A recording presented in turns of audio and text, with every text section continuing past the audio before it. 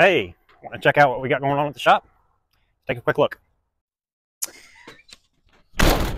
All right, so today we've got this panel glued up for a bench top. We've also got the fast food napkin Band-Aid. Yeah, don't slide your knuckles across any sharp edges on wood. It will cut you. Anyway, I'm going to show the process on putting these end panels on these floating shelves that we've been working on. Now these they match the cabinet, or not cabinet, the island and floating shelf slash mantle that we did recently. Show you how we put those end caps on.